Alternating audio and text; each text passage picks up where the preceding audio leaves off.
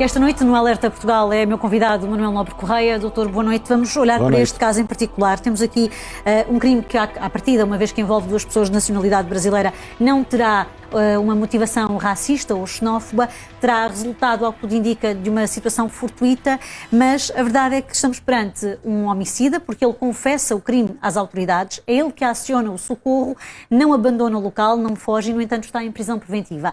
O que é que pode ter motivado esta que é a medida de coação mais gravosa? Bom, primeiro lugar, temos que perceber que, eu não tendo acesso à indiciação, é muito difícil ver qual é a promoção antecipar qual é a promoção do Ministério Público no que diz respeito às razões justificativas da prisão preventiva. Mas a prisão preventiva necessariamente tem que passar pela verificação em abstrato destes 4 perigos. O perigo de fuga, o perigo de perturbação do inquérito, ou seja, de alguma maneira impedir que o inquérito se desenrole com naturalidade, dentro daquilo que são os trâmites normais, o perigo de continuação da atividade criminosa, que neste caso é um homicídio, concretizou-se naquela pessoa, portanto já não vai, porque será uma situação completamente ex novo, matar mais ninguém, em que calcula-se que não, e finalmente o perigo de perturbação da ordem pública. E, sem conhecer, repito, quais são as razões invocadas pelo Ministério Público para promover a prisão preventiva, vamos admitir que não se trata de perigo de fuga, porque é uma pessoa com a vida estabilizada cá, embora seja de nacionalidade brasileira. Se houvesse alguma indiciação da fuga, então não seria o senhor não só a chamar o socorro, como a confessar prontamente o crime às autoridades. O que afasta, exclui, e eu aí concordarei, em que não haverá perigo de fuga, em abstrato. Perigo de continuação da atividade criminosa também não será, porque se trata de um homicídio consumado naquela pessoa. Perigo de perturbação no inquérito também não se coaduna com a atitude do arguido pós-facto, ou seja, chamar o socorro que automaticamente chamará a polícia. Portanto, ele ao chamar o 112 sabe que virá atrás a polícia. E assume logo perante os agentes aquilo que aconteceu. E perante os agentes assume que foi ele que deu a pancada, diz que é por meio legítima defesa, mas foi ele que diz que é a pancada. Portanto, a única coisa que eu posso envisajar como sendo plausível é que tenham considerado que seria gerador de um enorme alarme social se um homicídio, confesso, não fosse detido preventivamente.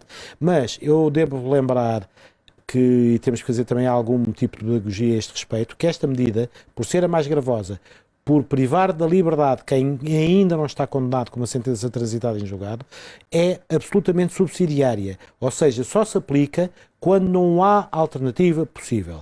E aqui aquilo que nos temos de perguntar é se havia ou não havia alguma alternativa.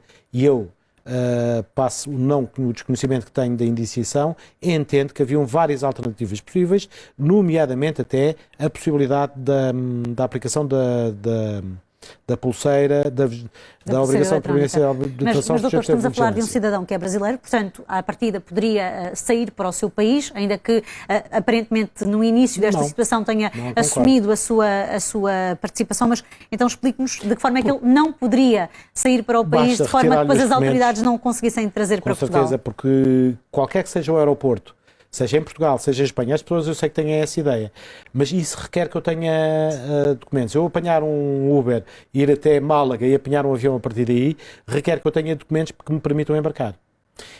A não ser que pertença a uma certa marginalidade onde se conseguirá eventualmente ter acesso a documentos falsificados, o perpetrador do crime, suposto, porque ainda não sabemos se o é, terá que apresentar documentos para poder embarcar para o Brasil. Portanto, bastava retirar os documentos de identificação, que é uma das medidas que se admite no âmbito das medidas de coação, na aplicação de medidas de coação. E só mesmo para concluir em relação a este caso, podemos, caso venha a ser condenado este homem, que ele possa cumprir a pena no seu país de origem, portanto, no Brasil, há essa possibilidade? Portanto, ele pode requerer às autoridades ao Tribunal de Execução das Penas que haja o cumprimento da medida lá. A minha experiência pessoal, e já trabalho com alguns cidadãos de origem brasileira, diz-me exatamente o contrário.